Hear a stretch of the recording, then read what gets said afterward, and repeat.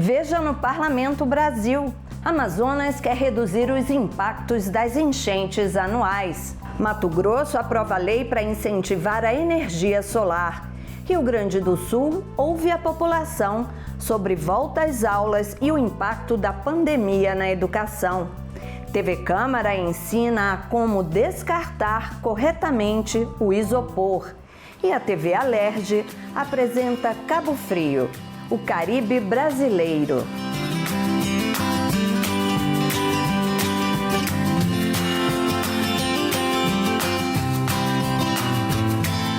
Essas e outras histórias passam pelos parlamentos. E o programa Parlamento Brasil, junto com as TVs legislativas, conta para você os assuntos que mobilizam as casas de leis do país.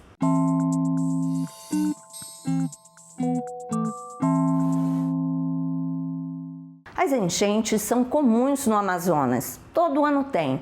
Mas desde 1902, a capital Manaus não tinha uma cheia tão forte quanto essa que aconteceu em junho, agora em 2021.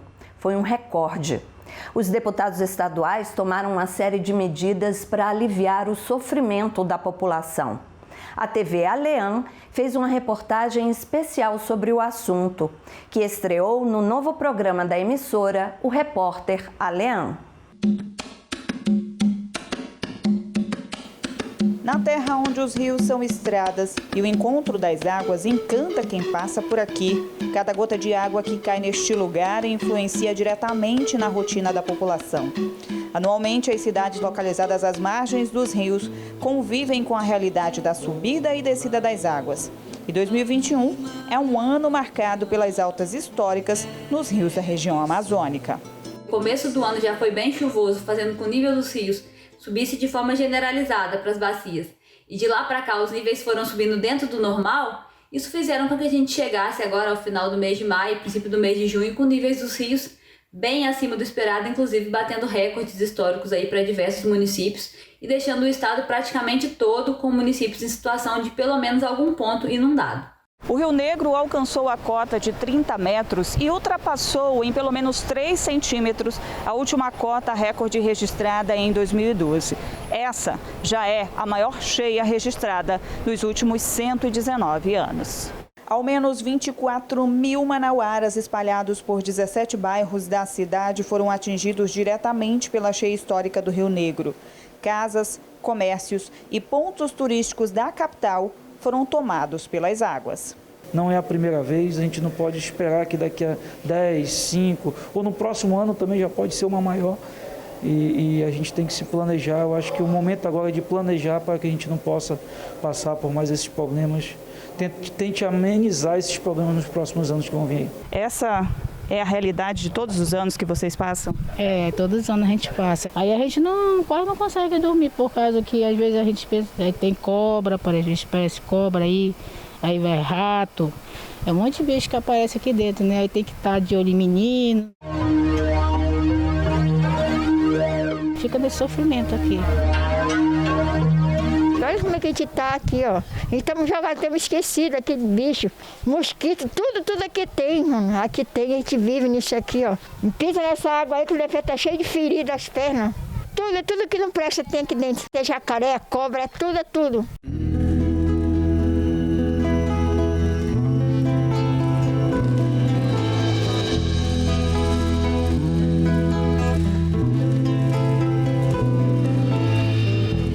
Além de Manaus, outros 57 municípios do Amazonas foram atingidos pelas cheias este ano.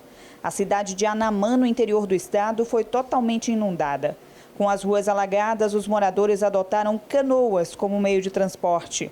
No Careiro da Várzea e Manacapuru, região metropolitana de Manaus, os prejuízos se acumulam para os produtores rurais. O que nós temos aqui hoje só é o gado, porque o que nós tínhamos de plantio acabou. Não existe mais nada. A banana você só vê os tocos boiar.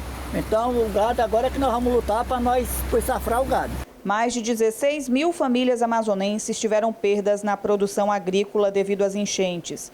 Entre as culturas mais afetadas estão bananas, hortaliças, mamão e mandioca.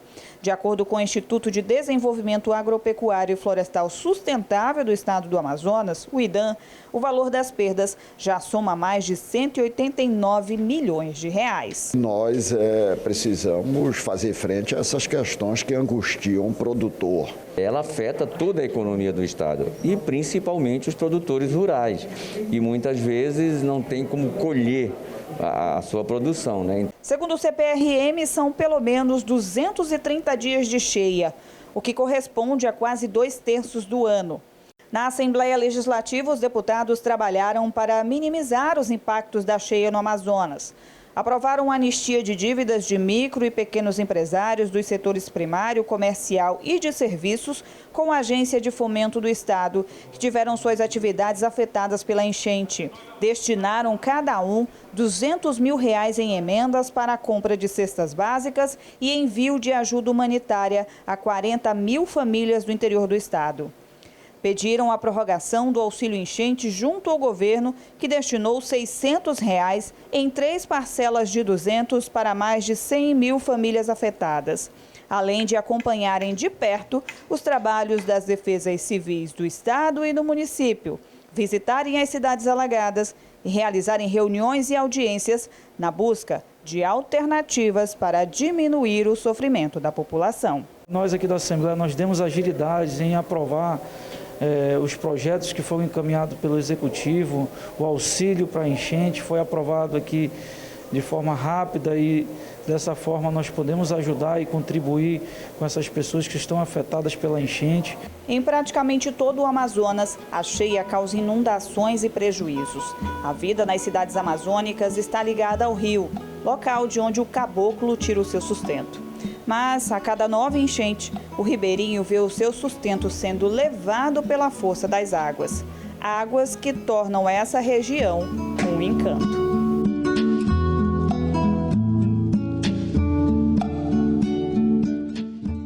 Enquanto no Amazonas o problema era a cheia histórica, o resto do país sofre com uma seca incomum. Como a nossa fonte principal de eletricidade é a água, o custo subiu muito para o brasileiro. Por isso, buscar formas alternativas de energia é fundamental.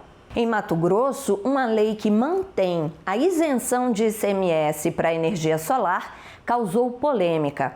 Ela foi aprovada pela Assembleia Legislativa, vetada pelo governador, os deputados derrubaram o veto e promulgaram a lei, e aí veio o Tribunal de Contas do Estado e suspendeu a lei. Mas a Assembleia derrubou a suspensão. O objetivo da nova legislação é incentivar o uso da energia solar em Mato Grosso. O baixo nível dos reservatórios provocados pela seca acendeu a luz de alerta em todo o país sobre a possibilidade de racionamento e até mesmo apagões no sistema elétrico. Por causa disso, a matriz energética voltou a ser discutida. E entre as alternativas viáveis está a energia solar. Mato Grosso, por exemplo, é o 4º estado e Cuiabá a capital onde mais se investe nesse tipo de fonte renovável. Foi o que fez a Rosilei. Decidiu financiar o sistema para a casa dela. Arrependimento? Nem um pouco. Porque eu não aguentava mais pagar a energia. Ela estava muito cara, no qual a gente estava tirando da boca para pagar a energia. Então a gente financiou, foi um financiamento já tem uns 2 anos e o valor é bem abaixo do que eu estaria pagando uma energia hoje. Bem abaixo mesmo. Então, compensa. O sistema que ela instalou é aquele onde tudo que os painéis produzem a mais vai direto para a rede, ou seja, para a concessionária. No caso de Mato Grosso, para a Energisa. E à noite, ela usa energia que vem da rua. No caso da Rosilei, as placas solares estão produzindo tanta eletricidade que estão gerando crédito na Energisa. E ela já tem planos para investir mais. Quero colocar mais umas 2 placas que o meu aparelho aguenta, porque eu quero um ar-condicionado no quarto do meu filho e na minha sala. No Brasil, a energia solar ainda ocupa um espaço tímido, menos de 2% da matriz energética. Porém, com os avanços da tecnologia e também produção em larga escala, o sistema ficou mais barato, portanto, mais acessível, sendo vantajoso em todos os casos. E Mato Grosso privilegiado para incidência solar. O Brasil como um todo é privilegiado, né? Mas Cuiabá é a capital hoje que mais tem geração própria de solar, né? Estamos numa cidade quente, uma cidade que demanda-se muita energia, né? As famílias aqui, proporcionalmente comparando com o resto do Brasil, consomem muita energia. Então a energia é um custo muito pesado na cesta de finanças familiar. Então existe um investimento mais apropriado para isso do que em outras regiões mais frescas do Brasil. Mato Grosso patina em alguns assuntos, como por exemplo, tributação para quem produz energia solar, mas também usa aquela da rua. A mais recente é uma iniciativa do governo do estado de cobrar ICMS sobre a tarifa de uso do sistema de distribuição, a TUSD. 40 milhões de reais a mais de arrecadação. Porém, o deputado estadual Faisal apresentou uma lei para impedir a cobrança. O executivo manteve a posição e vetou o projeto, mas o parlamento derrubou esse veto e a lei do deputado promulgada. No entendimento do legislador, o executivo não apenas ultrapassou limites, como também está indo bem na contramão de uma necessidade global. A gente sabe que nós vivemos um momento muito crítico. Nós temos a escassez de água nos reservatórios das hidrelétricas e PCHs aqui no estado de Mato Grosso e no Brasil também. Então, o que nós esperávamos, tanto do governo estadual como do federal, fosse ele fazer o inverso. Fosse fazer o quê? Incentivar todos a colocarem placas solares em suas residências. Independente de uma decisão, essas incertezas geram insegurança jurídica. E isso pode afastar investidores e desacelerar a implementação do sistema fotovoltaico, quanto mais se precisa dele. A partir do momento que não está pacificado, se existe cobrança, se não existe, quanto é se existir, se vai ter cobrança de tarifa de transmissão, se é só imposto estadual, se pode criar um imposto federal, tudo isso pode impactar no retorno de qualquer projeto financeiro. Então, obviamente que a insegurança jurídica prorroga a tomada de decisão, ou seja, prorroga que empresas invistam num produto ou num segmento, nesse caso, energia solar. Que tal criar um 4º ano no ensino médio para recuperar conteúdo perdido durante a pandemia? É isso que o estado do Rio Grande do Sul vai fazer em 2022.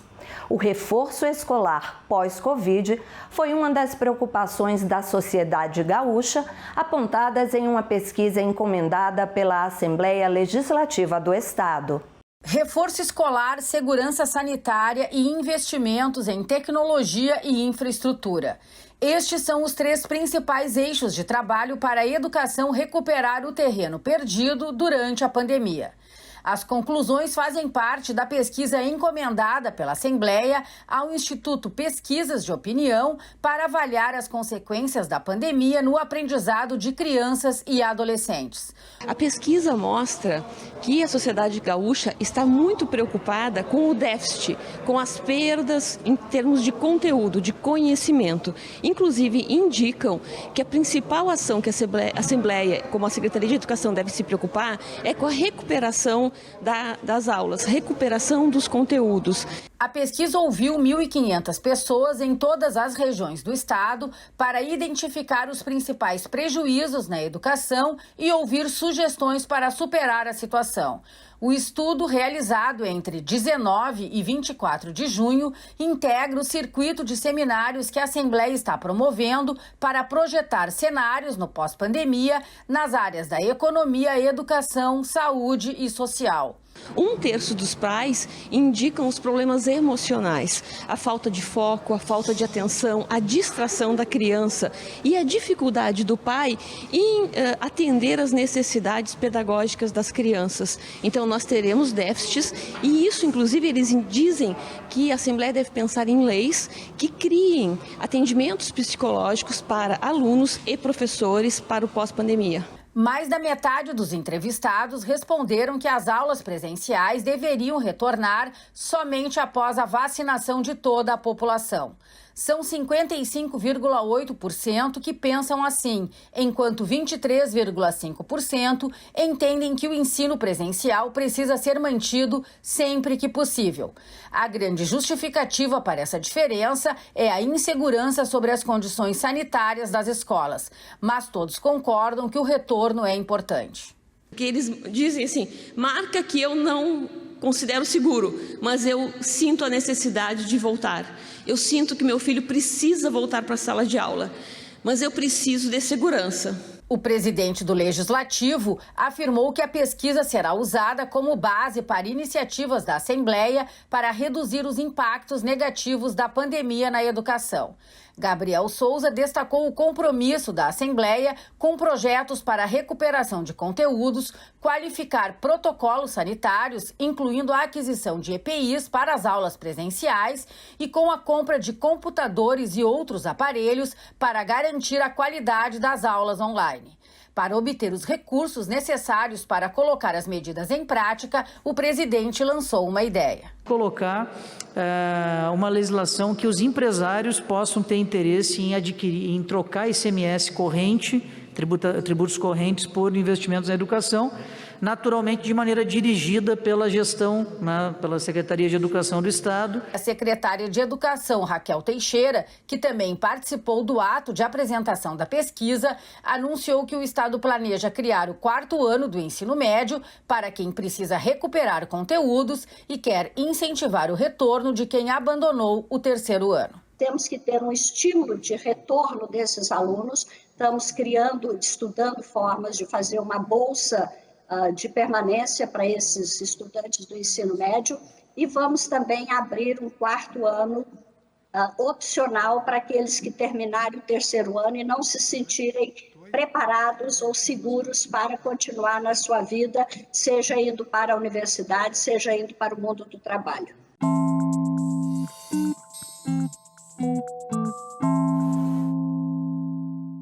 Nós falamos até agora de cheias, secas, crise energética no Brasil. O mundo também passa por situações semelhantes. Enchentes na Europa, chuvas na China, incêndios na costa oeste dos Estados Unidos e a fumaça sendo carregada até o outro extremo em Nova York. É a natureza confirmando o que os cientistas já nos dizem, que tudo no planeta está conectado. A preservação do meio ambiente depende muito do nosso comportamento, de como consumimos e de como descartamos. A TV Câmara produziu a série Olha o Lixo, que ensina o descarte correto dos resíduos. Nesse episódio, vamos falar do isopor. Olha o lixo! EPS ou isopor. O poliestireno expandido, ou EPS, é mais conhecido como isopor. Ele é uma espécie de plástico no qual é injetado ar. Tem inúmeros usos e pode ser infinitamente reciclado. Todo ano, consome-se mais de 35 mil toneladas de isopor no Brasil. Como contribuir com a reciclagem do isopor? Coloque isopor em pedaços no fundo dos vasos de plantas, em vez de pedrinhas, para drenar a água. O isopor precisa ser lavado e seco antes de ser descartado. Tire também rótulos e fitas adesivas. Evite usar embalagens descartáveis de isopor. Leve sua marmita para comprar comida, por exemplo. No mercado, prefira produtos a granel e coloque em sua sacola ecológica. Nunca jogue isopor na natureza.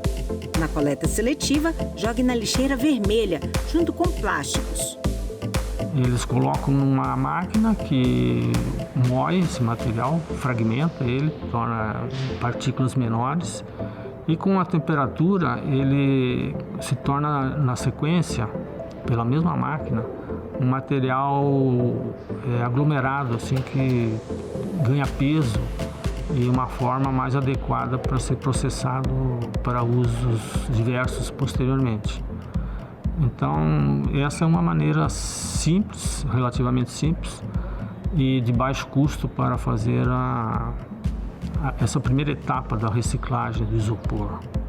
A maioria dos estudos hoje considera que sim, que o isopor é um material 100% reciclável.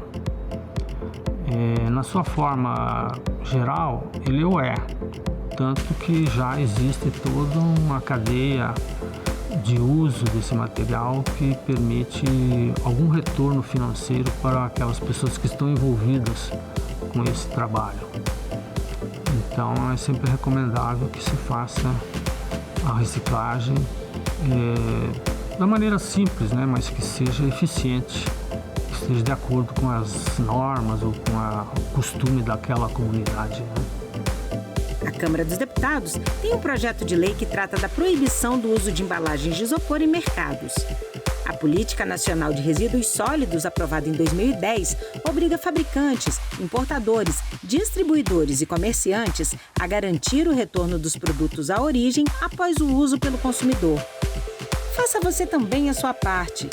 Caso não haja coleta seletiva na sua região, procure o ponto de entrega voluntária mais próximo. Reduza, reutilize, recicle, recupere. Olha o lixo!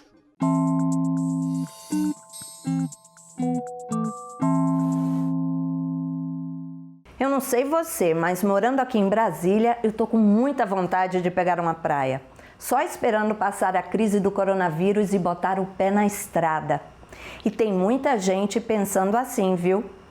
Os especialistas falam que o turismo regional vai ser a grande onda do pós-pandemia. E se você está pensando em visitar o Rio de Janeiro, a TV Alerj tem um programa muito bacana que fala sobre os lugares incríveis de lá. É o Na Estrada. Dá uma olhadinha aqui nesse episódio sobre a cidade de Cabo Frio.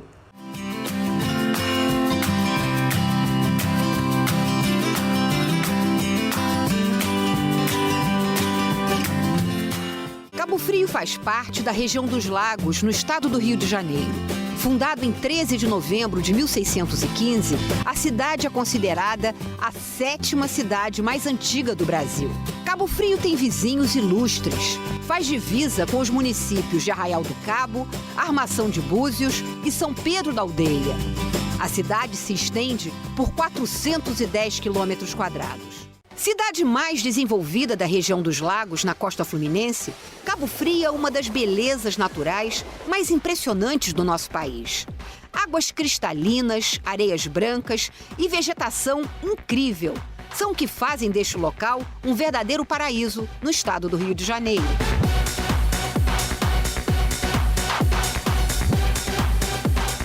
A 150 quilômetros da capital do estado, Cabo Frio tem parques, trilhas e praias secretas que nem todo mundo sabe. Nosso passeio começa pela Praia do Forte, a mais conhecida do município. Mar de águas transparentes e cristalinas. É um dos mais belos cartões postais do Rio de Janeiro. São 7,5 km de areia branca e fina. Com 7 quilômetros de extensão, a Praia do Peró é muito procurada por turistas. As dunas de areia branca e fina se concentram num canto mais isolado. Do outro lado, casas de veraneio e as barracas lotam no verão. A Praia do Peró é a preferida dos surfistas e uma das poucas do Rio de Janeiro que tem a bandeira azul, uma certificação de total acessibilidade e mobilidade para os portadores de necessidades especiais. São tantas praias que o turista se perde entre tantas paisagens. A Praia das Conchas é uma das relíquias da Costa do Sol, como é conhecida a região. Tem formato de concha e, em uma das extremidades, lagoas naturais.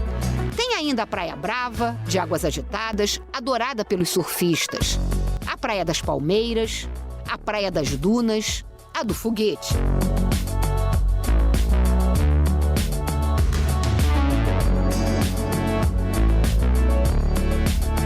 Também cenários românticos, como o Canal de Itajuru. Ele faz a ligação da Lagoa de Araruama ao Oceano Atlântico e é essencial na história da cidade. É muito importante a gente pontuar que a lagoa, que a gente chama Lagoa de Araruama, na verdade é uma laguna, porque ela tem saída para o mar ligada diretamente pelo Canal de Itajuru. Aqui nós temos raízes indígenas tão fortes que o próprio nome Itajuru é uma palavra tupinambá que remete à ideia de garganta de pedra. Cabo Frio é considerado o Caribe brasileiro. As águas de um azul estonteante atraem turistas de todo o Brasil e do exterior. A cidade tem cerca de 330 hotéis e pousadas.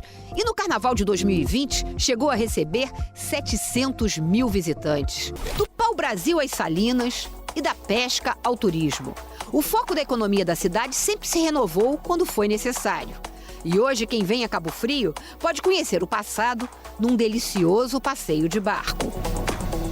Aqui foi de alocação de várias filmagens, né, de novelas, seriados e comerciais. A gente está passeando aqui pela Praia do Forte, né, que é o legal do passeio também. A gente normalmente no passeio que a gente faz com nossos turistas, a gente para dar um mergulho, fazer umas fotos. Lembra que eu disse lá no início que Cabo Frio tem paisagens que pouca gente conhece? Vamos mostrar.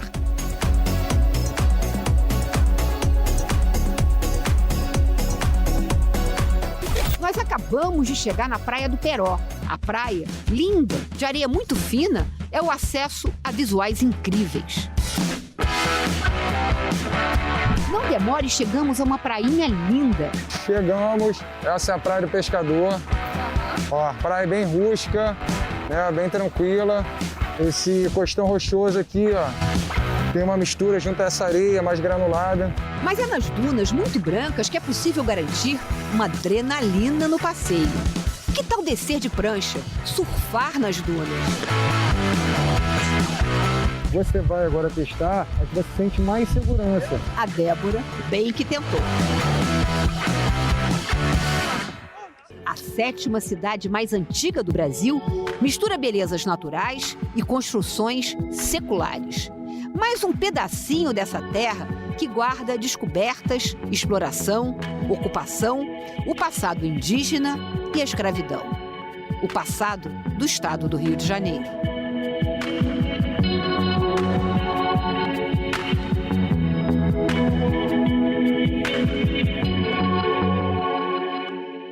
O Rio de Janeiro é lindo demais, né?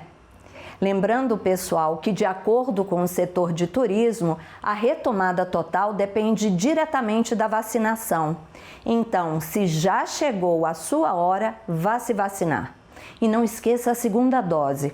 Enquanto isso, máscara, álcool em gel, distanciamento físico, não vamos baixar a guarda, tá? E o Parlamento Brasil fica por aqui. Se quiser rever qualquer um dos nossos programas, você já sabe, tem tudo na internet. senado.leg.br/TV ou nosso canal no YouTube. Tem também o Facebook, tem o Instagram. Vai lá, se inscreve. E se quiser, pode mandar um e-mail pra gente. Semana que vem a gente volta. Tchau!